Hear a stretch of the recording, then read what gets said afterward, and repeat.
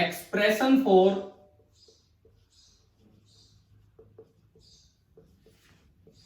Resistance and resistivity, expression for resistance and resistivity, R और rho, इनके क्या expression होते हैं, कैसे निकल के आता है, वो हमें देखना है। सपोज कीजिए ये कोई भी एक मेटल की वायर है, हाँ जी,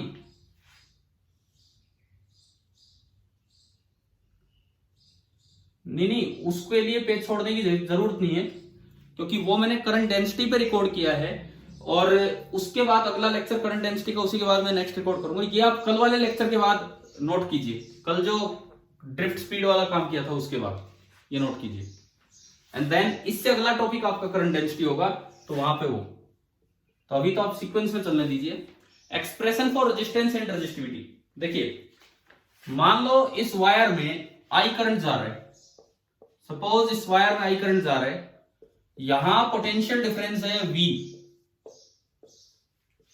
कैपिटल V से मैं पोटेंशियल डिफरेंस को लिख रहा हूं, और स्मॉल v से स्पीड को लिखूंगा, ड्रिफ्ट स्पीड को।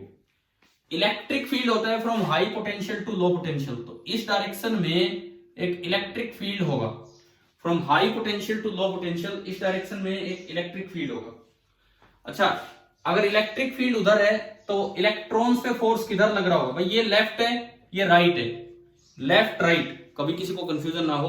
तो अगर इलेक्ट्रिक फील्ड उधर है तो इलेक्ट्रॉन्स पे जो फोर्स लगेगा लेफ्ट की तरफ लगेगा कि राइट की तरफ, बोलते चलो फटाफट। इलेक्ट्रॉन्स पे फोर्स लेफ्ट की तरफ लगेगा या राइट की तरफ? Force will act towards left, opposite direction में फोर्स जो है वो इधर की तरफ लगेगा। देखो आप लोगों ने यार फिर अपने वीडियो ऑफ कर लिए हैं, जो मुझे दिख रहे हैं सारे ऑफ ही दिख रहे हैं। प्लीज वीडियो ऑन करें ताकि मैं भी देख पाऊं ना कौन कौन है कौन कौन नहीं है। सारे वीडियो ऑफ पड़े हैं आपके। देखो भाई वीडियो ऑन कीजिए ताकि मैं आपसे बात करूं, आपसे कुछ पूछ सकूं कि कहां पे क्या है क्या नहीं है। इलेक्ट्रॉन पे फोर्स लगेगा इधर की तरफ, लेफ्ट की तरफ, तो इलेक्ट्रॉन्स इस साइड में मूव करना स्टार्ट कर देंगे लेफ्ट की तरफ। अब इलेक्ट्रॉन्स अगर इधर मूव करें with some speed, drift speed vd, तो करंट होता है opposite to the direction of motion of negative charge. इसका मतलब करंट आगे बन गया, और मैंने करंट आगे ही दिखा रखा है। इसका मतलब ये करंट आगे की तरफ बना और हमने करंट आगे ही दिखाया। अब ये जो करंट होता है I, इसका फॉर्मूला हम जानते हैं NEAVD। I का फॉर्मूला होता है NEAVD, वेयर टर्म्स का मतलब हम जानते हैं N, number density of free electrons, means number of electrons per unit volume, ये N है। E, charge on electron. A, area of cross section, A है area of cross section, and VD average drift velocity. VD is average drift velocity. This is VD.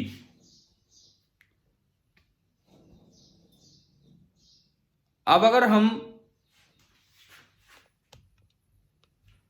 हम इसमें I से और किसी तरह R के एक्सप्रेशन तक पहुंचना चाहें तो मुझे V बराबर IR टाइप फॉर्म लानी होगी। मतलब मैं इसमें किसी भी तरह से V लेके आऊं। V लाने का तरीका क्या होगा, जैसे मान लो ये लेंथ है L, सपोज ये लेंथ है L, और हमने जो एरिया ऑफ क्रॉस सेक्शन माना है वो है A, तो आप ये बताओ E, V और L में क्या रिलेशन है। अगर यहाँ इलेक्ट्रिक फील्ड E है, पोटेंशियल डिफरेंस V है और ये लेंथ L है, तो E, V और L में क्या रिलेशन है? निकिता आप बताएं अगर मेरी आवाज सुन रहे तो। हाँ जी निकिता, अगर मेरी आवाज सुन रहे तो आप बताएं E, V और L में क्या रिलेशन है। हमने वेद वाला फॉर्मूला कभी पढ़ा होता है, वेद V is equal to E into D, तो उससे बनता है V is equal to E into L, V is equal to E into L. अब अगर मैं यहां से देखूं ड्रिफ्ट स्पीड ई की टर्म्स में पिछले लेक्चर में हमने डेराइव किया था E by M into tau, this is the mass of electron, E by mass of electron into tau, ये है। अब अगर मैं इस वीडी को इसमें पुट करूं तो आई बना, I is equal to N E A into VD की जगह E by M E into tau, तो आई बराबर आ गया N E square tau by M mass of electron into A और इंटू ई। अब मैं ई को अलग करूंगा, अब मैं ई को हटाऊंगा और पोटेंशियल डिफरेंस लाऊंगा, तो ये जो V बराबर E इंटू एल है, यहां से E बराबर बना V बाई एल, V बराबर E इंटू एल से E बराबर बना V बाई एल। मैंने ये इसमें पुट कर दिया V बाई एल, तो यहां से I आ गया N E square tau by M E A into V by L. तो अगर मैं यहां से V देखूं, फाइनली अगर मैं V देखूं कि भाई V क्या आ रहा है, फाइनली अगर मैं V देखूं यहां से उस एक्सप्रेशन से, तो V बराबर I इंटू ये ऊपर जाएगा M E upon N E square tau, और इसके अलावा L बाई ए। भाई एक बार ये बताओ, क्या ये एक्सप्रेशन नजर आ रहा है क्या आपको, जो मैंने बताया अभी? बोर्ड पे क्या ये एक्सप्रेशन नजर आ गया है? ठीक है, देखिए गर्वित या और बच्चे, मुझे एक दो ही वीडियो ऑन दिख रहे हैं, मैं स्क्रीन पे अपना बोर्ड नहीं देख रहा हूं, मैं आपको ही देख रहा हूं। अगर बोर्ड क्लियर ना नजर आए तो बता देना कहीं इधर उधर हो रहा तो। एक बार फिर से सुने हम कैसे आर और रो का एक्सप्रेशन निकाल रहे हैं, इधर ध्यान दो। ये कोई भी एक वायर थी जिसके क्रॉस पोटेंशियल डिफरेंस V लगाया और उस वजह से करंट I आया, ये जो मैंने दिखाया। तो हम जानते हैं कि ओम्स लॉ हमें बताता है कि V is equal to I into R. Ohm's law वाला एक्सप्रेशन, ओहमिक एक्सप्रेशन जो है, that is V is equal to I into R. वैसे V होता है वेद वाले फॉर्मूले से E इंटू एल, एल इसकी लेंथ है, तो E बराबर आ गया V बाई एल। अब मैं करंट को पोटेंशियल डिफरेंस से रिलेट करूं और इस तरह की फॉर्म में ले आऊं, तो जो बचेगा वो R होगा, ये मुझे करना है। तो तरीका क्या था उसका तरीका ये था कि I बराबर N E A V D, I बराबर N E A V D, ये हम फॉर्मूला कल पढ़ चुके थे। मैंने ड्रिफ्ट स्पीड का एक्सप्रेशन भी कल वाला यूज किया। ड्रिफ्ट स्पीड का एक्सप्रेशन था E by M into tau. वैसे एक्सी वर्मा वाली जो डेफिनेशन थी उसकी अकॉर्डिंग आया था E by two M into tau, पर जो एनसीईआरटी वाली डेफिनेशन थी उसके according E by M into tau, तो हम वही ले रहे हैं E by M into tau. VD आ गया, वीडी इसमें पुट किया तो आई आ गया, एन ई ए तो था ही और वीडी की जगह ये आ गया, तो बाकी सब अलग कर दिया और एक ए और ई अलग रह गया। N E square tau by M E, एक ए और एक ई। अब ई की जगह मुझे वी लाना है, पोटेंशियल डिफरेंस, तो ई बराबर वी बाई एल इसमें पुट कर दिया, और वहां से वी बराबर आई आर की तरह अगर मैं देखूं तो v बराबर I इंटू समथिंग। इसको अगर मैं स्टैंडर्ड एक्सप्रेशन से कंपेयर करूं तो बताओ क्या R का फॉर्मूला आपके पास आ गया कि नहीं? R क्या होता है, दिख गया यहां से R? तो देखिए अब सुने आप आगे, जो R आया हमारे पास, एक्सप्रेशन फॉर R जो निकल के आया वो आया इनसे कंपेयर करने से m mass of electron, n number density of electron, E charge on electron and tau relaxation time, और इसके अलावा बचा L बाई ए। R का ये एक्सप्रेशन आ गया जो हमें याद रखना है, रेजिस्टेंस ऑफ अ कंडक्टर का ये एक्सप्रेशन आ गया जो हमें याद रखना ही रखना है। अच्छा इसके अंदर सुनो, ये जो इतना फैक्टर है, ये जो इतना फैक्टर है, this is independent of dimensions, this is independent of dimensions. मतलब कंडक्टर की डायमेंशंस पे ना तो मास ऑफ इलेक्ट्रॉन डिपेंड करता है, नंबर डेंसिटी उसके नेचर पे डिपेंड करती है, कॉपर है, सिल्वर है, कौन है, ई यूनिवर्सल कांस्टेंट, तो रिलैक्सेशन टाइम टेम्परेचर पे डिपेंड करता है, मतलब लेंथ, ब्रेड्थ, एरिया, इन पे ये चीज इंडिपेंडेंट है।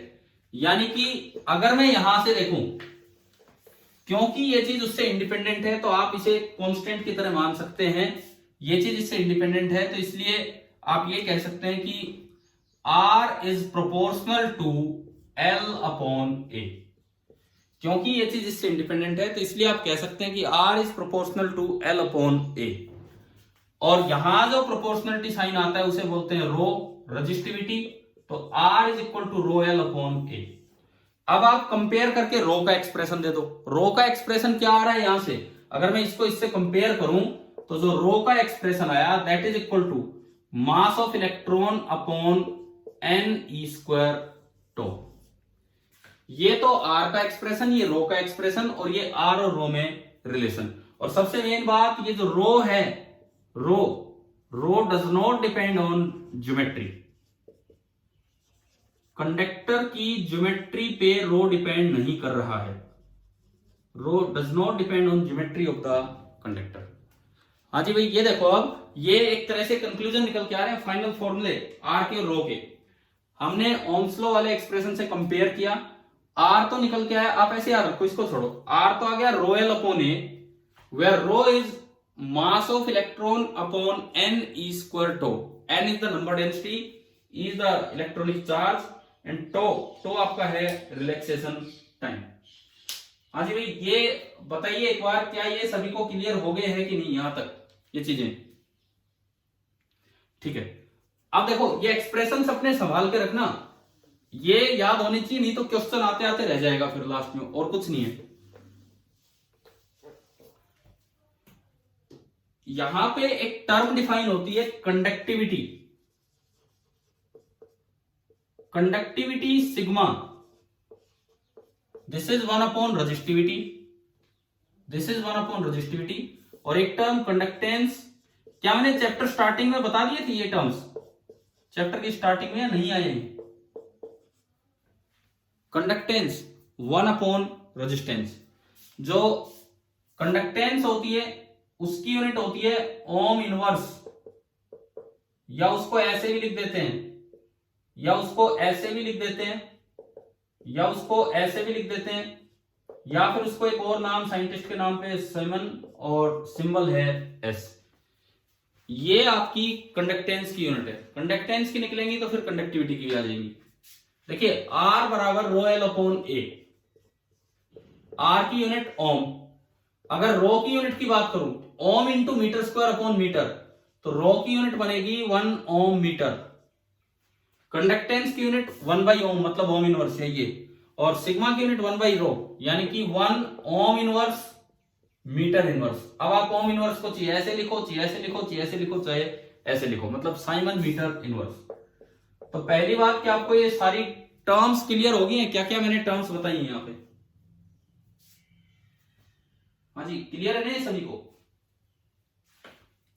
अब देखो एक और रिलेशन, ये अभी छोटे छोटे रिलेशन चल रहे हैं, इनसे ये आसान टॉपिक है, इनसे अच्छा टॉपिक है करंट डेंसिटी, जो मैं रिकॉर्ड कर चुका हूं, जिसके बारे में और microscopic form of Ohm's law record करेंगे। आज आपको देख लेने भी लेक्चर, छोड़ना मत लेक्चर शाम तक भी, कभी कोई देखे ना, लेकिन ये भी अटेंड कीजिए ढंग से।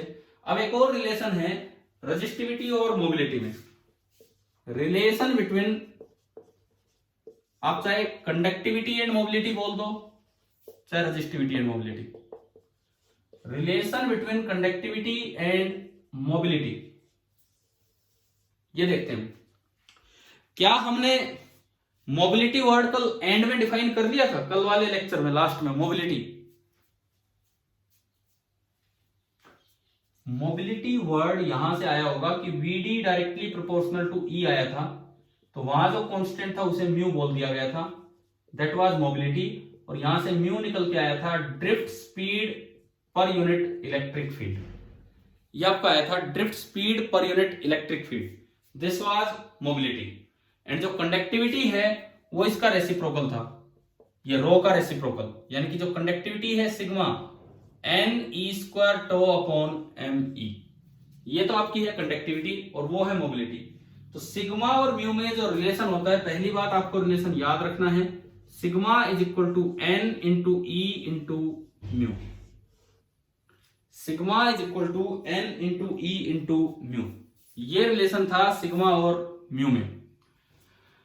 अब देखो ये आया कैसे, ये बस इन्हीं को इधर उधर करके आया होगा। सिग्मा ये रहा, VD का फॉर्मूला होता है E by M into tau, तो E को इधर ले आओ, तो VD by E V D by E निकल के आया E by M into tau, और वी डी बाई ई होता है मोबिलिटी, तो मेरे पास मोबिलिटी आ गई म्यू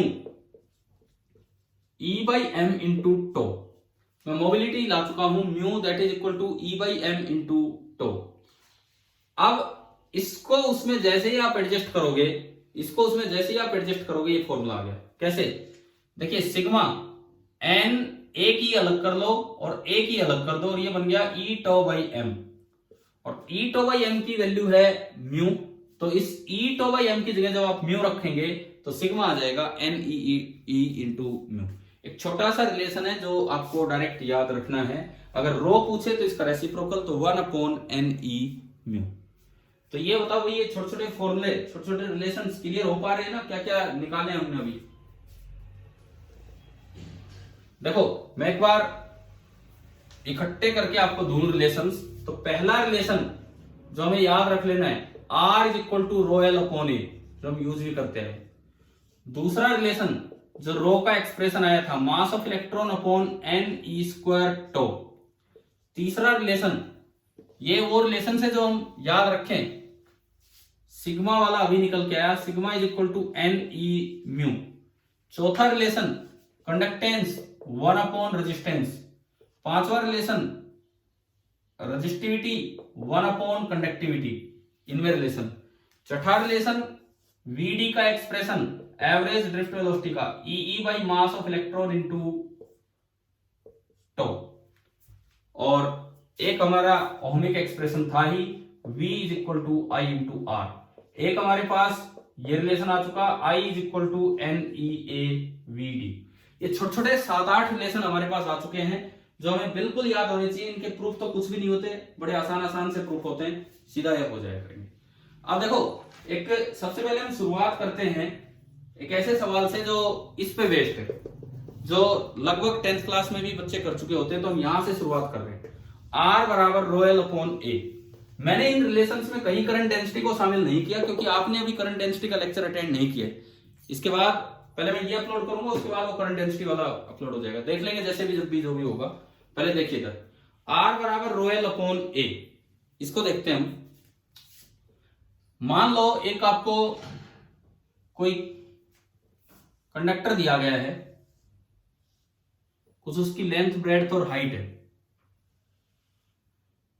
इस तरह का कंडक्टर है। एक बार उसमें टर्मिनल्स यू निकाल रखें, this is terminal X, this is terminal Y. एक बार टर्मिनल ऊपर और नीचे निकाल रखें, this is terminal C and this is terminal D. और एक बार टर्मिनल आगे और पीछे निकाल रखें। एक को मैंने टर्मिनल स्मॉल ए बोल दिया और एक को टर्मिनल स्मॉल बी बोल दिया। ये है, ये जो मटेरियल है, रजिस्टिविटी इसकी रो है। अच्छा, इसकी लेंथ, ब्रेड्थ और हाइट दे रखी है। इसकी लेंथ है एल, इसकी ब्रेड्थ है बी, और इसकी हाइट है एच। लेंथ, ब्रेड्थ और हाइट हमें दी गई है। सबसे पहले ये बताओ resistance of the conductor across the terminals X Y क्या होगा? Resistance of the conductors across the terminal X Y, बताइए इसमें कितना होगा? एक्स वाई में अगर करंट जाएगा तो एरिया ऑफ क्रॉस सेक्शन ये हो गया। एक्स वाई में अगर करंट जाएगा तो एरिया ऑफ क्रॉस सेक्शन ये होगा और लेंथ ये होगी। तो आपने फॉर्मूला लगाया रो इंटू लेंथ, अब एल काउंट होगी divided by area of cross section, और एरिया ऑफ क्रॉस सेक्शन है बी इंटू एच। अगर आपको ये समझ में आ गया है तो अब आप बताओ आर अक्रॉस सी डी क्या होगा?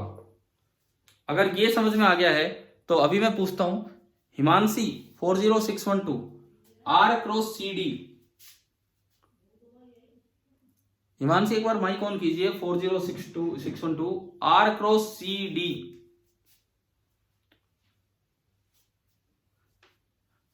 चलो और कोई बताओ, माणिक्य आप बताओ, माणिक्य 40617 आर क्रॉस सी डी। यार रिप्लाई तो दीजिए, माइक तो ऑन कीजिए। चलो कोई भी बच्चा बता दो जिसका माइक ऑन हो, जो बोल सके। आर क्रॉस सी डी कोई भी बच्चा बता दीजिए। गर्वित सुन रहे हो भाई? आप बता दो यार, आर क्रॉस सी डी,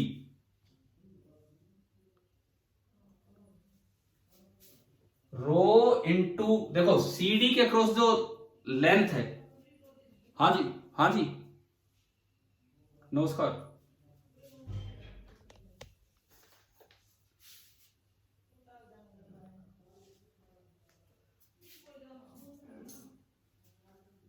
पर अपना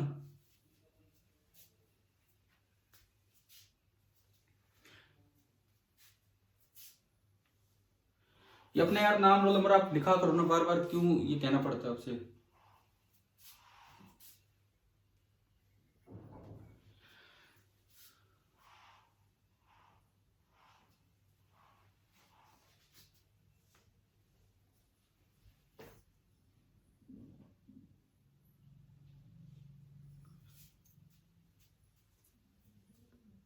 अरे रिप्लाई तो दो, कुछ तो बोलो। ठीक है, सुनिए, आर क्रॉस सी डी एक दो बच्चों ने बताया और कुछ गलती उसमें कर रहे थे। दोबारा बोलो, गर्वित आप बताओ, और तो कोई ढंग से मुझे रिप्लाई नहीं मिल रही। गर्वित आप बताइए कि आर क्रॉस सी डी कितना होगा। नहीं भाई, बिल्कुल गलत। Rho B by L H कैसे हो गया? R cross C D, diagram देखो, सी डी के क्रॉस जब करंट आएगा तो लेंथ ऑफ द कंडक्टर कितनी है? लेंथ ऑफ द कंडक्टर, जब यूं करंट जाएगा तो लेंथ ऑफ द कंडक्टर कितनी है? एच। तो लेंथ की जगह एच आएगा upon area, area of cross section ये हो जाएगा, ये पूरा कितना है area of cross section? B into L या एल इंटू बी। अभी अभी आया ना समझ में, कैसे देखना था। तो एक और रह गया, आर क्रॉस ए बी, रब आर क्रॉस ए बी। हाँ देखिए, जब यूं करंट जाएगा तो लेंथ ऑफ द कंडक्टर है बी, और जो एरिया ऑफ क्रॉस सेक्शन है that is L into H. तो rho into B upon L into H. क्या ये सारे रेजिस्टेंस लिखने आ गए आपको? ठीक है, अब सुनो, मान लो क्वेश्चन में दिया गया है L is greater than B is greater than H। Suppose कीजिए ये हमें मेंशन है जैसा कि डायग्राम में दिख रहा है, और अब वो पूछ ले कि R maximum to R minimum निकालो।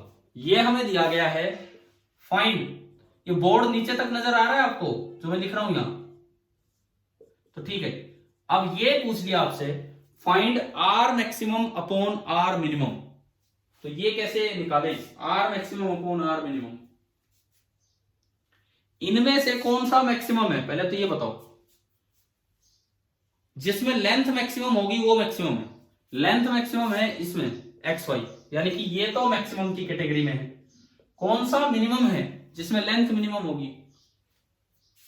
ये वाला, ए भी नहीं, दोबारा देखो कौन सा मिनिमम है? आर सी डी, जिसमें लेंथ मिनिमम है, तो ये आपका मिनिमम है।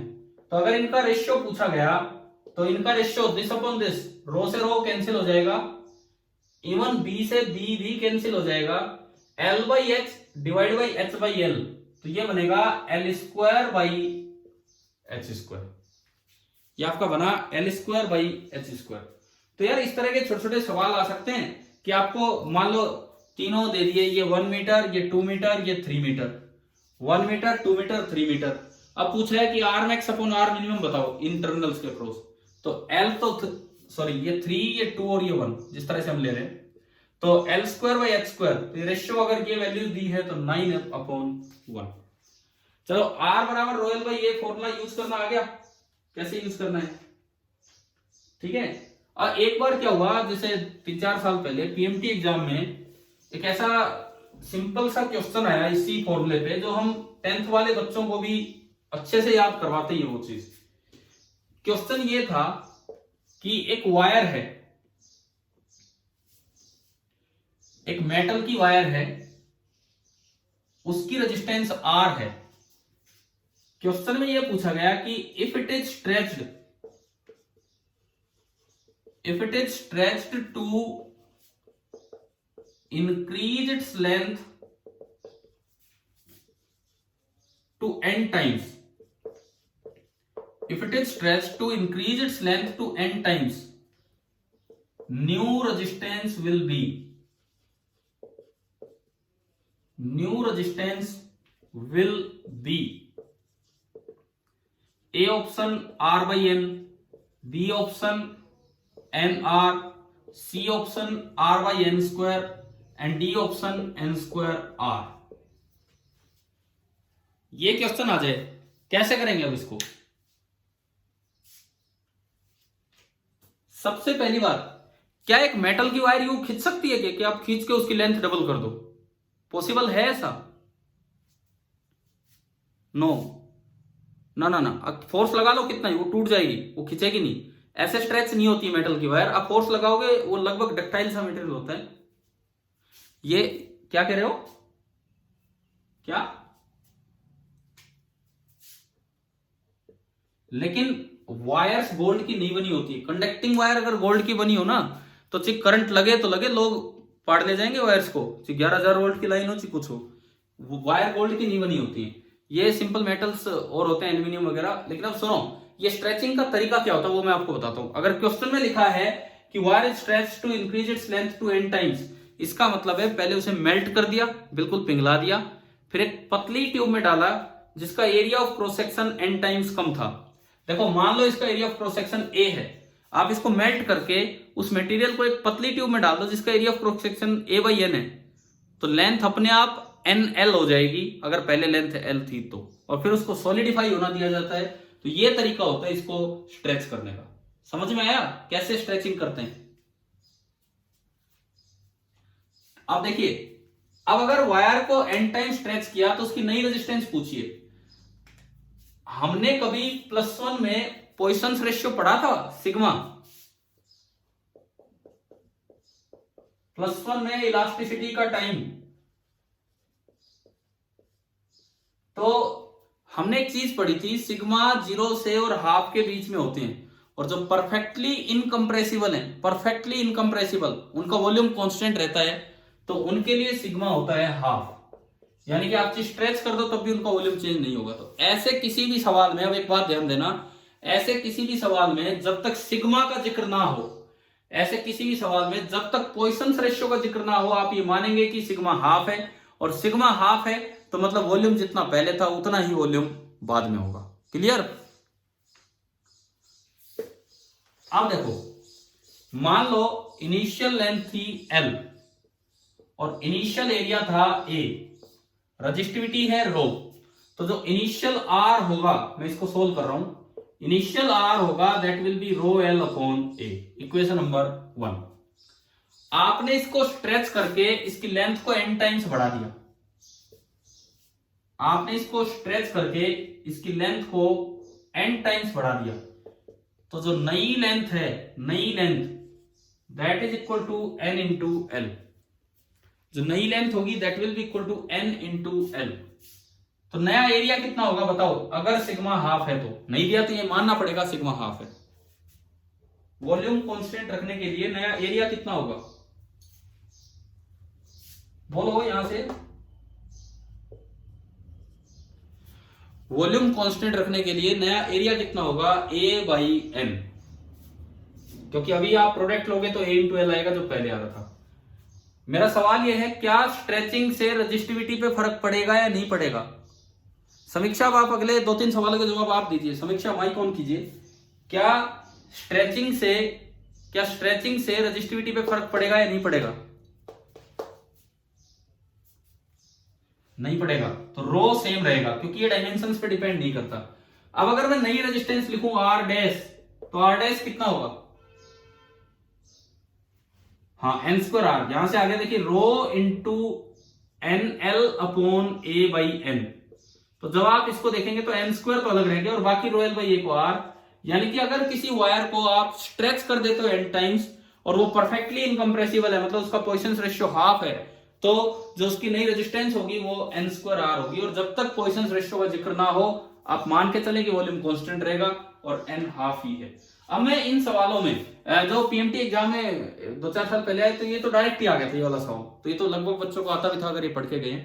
अब इनमें परसेंटेज चेंजेस वाले क्वेश्चंस आते हैं, वो देखिए आप इसी में, कि आपने इसको n टाइम स्ट्रेच किया, आपने लेंथ बढ़ा दी n टाइम्स, तो हमें पता लगा कि रेजिस्टेंस बढ़ गया n स्क्वायर टाइम्स। अब अगर पूछा जाए percentage change in R, percentage change in R, तो पहले चेंज लिखो r dash minus R upon original value r और इंटू 100। r डैश की जगह n स्क्वायर आर रखोगे, n square R minus R upon r into 100। r से r cancel हो गया, तो जो परसेंटेज चेंज इन r निकल के आया इन सवालों में, वो निकल के आ रहा है n square minus 1 into 100, n square minus 1 into 100। ये आपका परसेंटेज चेंज निकल के आया n स्क्वायर माइनस 1 इंटू 100। अब देखिए दो तरह के सवाल आते हैं, एक वो जिनमें परसेंटेज चेंज इन लेंथ बहुत कम होता है, 1% 2%, एक वो जिनमें 50% 100%। तो दोनों को सोल्व करने का थोड़ा थोड़ा कैलकुलेशंस अलग है। अब हम वो समझ लेते हैं, वो भी देख लेते हैं अब यहां से क्या होगा। वैसे मुझे थोड़ा थोड़ा ध्यान आ रहा है कि इस तरह के परसेंटेज चेंजेस की हमने इलास्टिसिटी में भी क्वेश्चंस लिए थे कभी, इस तरह की चीजें अभी यार रेजिस्टेंस में ले रहे हैं।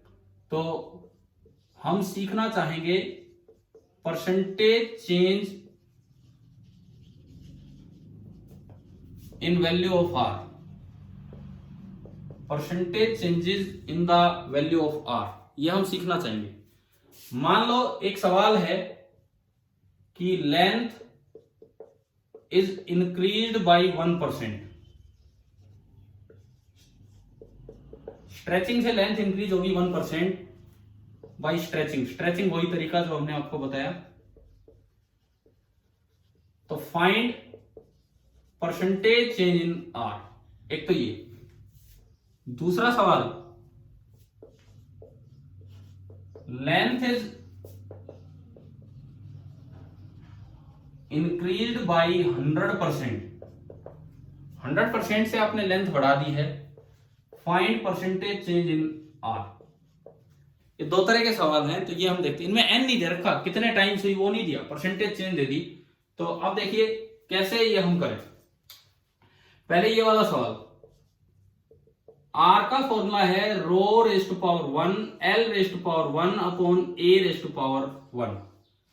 तो आपने +1 में पढ़ा होता है कि for small percentage changes, for small percentage changes, percentage change in R बराबर power times 1 into percentage change in rho plus 1 into percentage change in L. इनका मोड लेना होता है, मोड कि कोई नेगेटिव है तो हम पॉजिटिव लेंगे, जो भी परसेंटेज चेंज है उसका मोड। हाँ जी, अगला सवाल समीक्षा आप ही जवाब दें कि ये एरिया नीचे है तो ऊपर जाएगा तो पावर -1 है, तो यहां +1 आएगा या -1 आएगा इंटू परसेंटेज चेंज इन ए। नहीं भाई नहीं, क्या थोड़ा याद है कि सभी बच्चे -1 ही सोच रहेंगे यहां पे?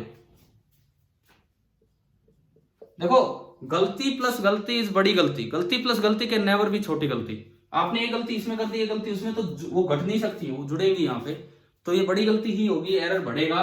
ये पावर बस पॉजिटिव लेनी होती है और उनके मोड लेने होते हैं। अगर कोई परसेंटेज नेगेटिव भी है तो उसका भी आपको मोड ही लेना होता है।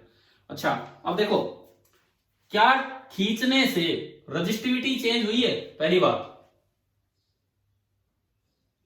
क्या इसको खींचने से रजिस्टिविटी चेंज हुई है? नहीं हुई, तो उसमें परसेंटेज चेंज होगा 0%, क्योंकि लेंथ पे तो डिपेंड करता ही नहीं है, लेंथ वगैरह पे। हाँ, इसमें चेंज आपको क्वेश्चन में ही दिया है 1%। एरिया, अगर लेंथ 1% बढ़ गई है तो एरिया कितना हुआ होगा, एरिया में क्या चेंज हुआ होगा? देखो ये भी आपको दिखा देता हूं, ये कैसे आएगा ये भी सीखिए आप। वॉल्यूम बराबर होता है A इंटू एल, ए की पावर 1 एल की पावर 1। वॉल्यूम में कोई चेंज हुआ नहीं क्योंकि हम मान के चल रहे हैं कि पोजीशन रेशियो हाफ है, तो percentage change in volume 1 times percentage change in area plus 1 times percentage change in length. लेकिन परसेंटेज चेंज इन वॉल्यूम तो 0 है, इसमें तो कोई चेंज हुआ ही नहीं। इसका मतलब अगर लेंथ में 1% का पॉजिटिव चेंज है तो एरिया में 1% का नेगेटिव चेंज हुआ होगा, तभी वॉल्यूम कांस्टेंट रह सकता है। इट मींस ये जो एरिया में चेंज हुआ है दिस इज -1% और इसका मोड लग गया +1, ये भी बाहर 1 है और ये बाहर 0 है, बताओ क्या आंसर आया? परसेंटेज चेंज इन रेजिस्टेंस कितना निकल के आ रहा है, बोलिए यहां से। 2, 1 का मोड 1, तो ये 2% आ गया। तो परसेंटेज चेंज इन रेजिस्टेंस की अगर आपने लेंथ को 1% बढ़ाया था खींच के, तो रेजिस्टेंस में परसेंटेज चेंज आया 2%। लेकिन अब मैं उधर वाले सवाल पे चलता हूं। अगर कोई बच्चा यही चीज यहां लगा दे, तो लेंथ में चेंज 100%, तो एरिया में चेंज -100%, 100 + 100 होके अगर ये वाला तरीका वहां लगाएंगे तो आंसर 200% आएगा, परंतु 200% गलत आंसर है। क्यों क्यों क्यों गलत है बताओ, क्यों गलत है? क्यों गलत है? क्योंकि ये जो फॉर्मूला है ये केवल स्मॉल परसेंटेज चेंजेस के लिए ही लगता है। तो ऐसे में आपको क्या करना होगा, आपको एग्जैक्ट मेथड से जाना होगा। ऐसे में अगर बड़े चेंजेस आते हैं, देखिए मान लो लेंथ इनिशियल एल है, तो लेंथ फाइनल जो होगी एल प्लस कितने परसेंट बढ़ा दी, 100% ऑफ एल। 100% ऑफ एल का मतलब है 100/100 × एल, तो नई लेंथ होगी है 2l, नई लेंथ होगी है 2l। इसका मतलब अगर r इनिशियल r था, तो r फाइनल n² r होगा, 2² r यानी कि 4r। तो परसेंटेज चेंज आया, change 4r - r upon initial value into 100। तो आप देखेंगे ये 300% का चेंज आया है, जबकि इस फॉर्मूले को अगर लगा देते तो 200% का ही चेंज आया होता। अभी बताओ क्या आपको ये परसेंटेज चेंजेस वाले क्वेश्चन समझ में आ गए दोनों? मतलब ये बड़ा ध्यान से देखना है, और ये कोई लिमिट नहीं होती कहां तक, बस 10% तक लगा लिया करो, 10% तक ये नहीं तो फिर आपको एग्जैक्टली उधर से जाना होगा। एग्जैक्ट क्या चेंज हुआ वो निकालो और फिर उससे परसेंटेज चेंज निकालिए। तो ये भी बड़े कॉमन से क्वेश्चन होते हैं परसेंटेज चेंजेस वाले, जो कॉम्पिटिटिव एग्जाम्स में आते रहते हैं और हमें समझ में आने चाहिए यहां से। अच्छा, कई बार एक स्टेटमेंट लिखी रहती है कि resistance is a property of object but resistivity is a property of material. क्या मतलब है इस बात का? Resistance is a property of object but resistivity is a property of material. क्या मतलब है इस बात का?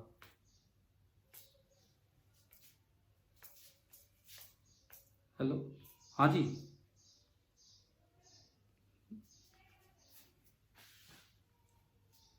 देखो सुनो मेरी बात सुनो आप। Resistance is a property of object but resistivity is a property of material. Material मतलब उसके साइज पे नहीं, केवल उसका नेचर क्या है, और ऑब्जेक्ट मतलब कि आपने उसकी लेंथ ब्रेड्थ एरिया क्या लिया है। इसका मतलब रजिस्टिविटी इंडिपेंडेंट है, रेजिस्टेंस डिपेंडेंट है। मैं इसलिए बोल रहा हूं कई बार स्टेटमेंट टाइप क्वेश्चन आते हैं तो उसमें आपको ये पहचानना आना चाहिए कि क्या लिखा हुआ है क्या नहीं। ठीक है, चलो अच्छा अब सुनो, टाइम होने वाला है। कल कुछ बच्चों ने डाउट्स भी भेजे थे। पहले तो ये बताओ, ये आज वाला ये छोटे छोटे एक्सप्रेशन समझ में आ गए हैं कि नहीं सभी को? ठीक है,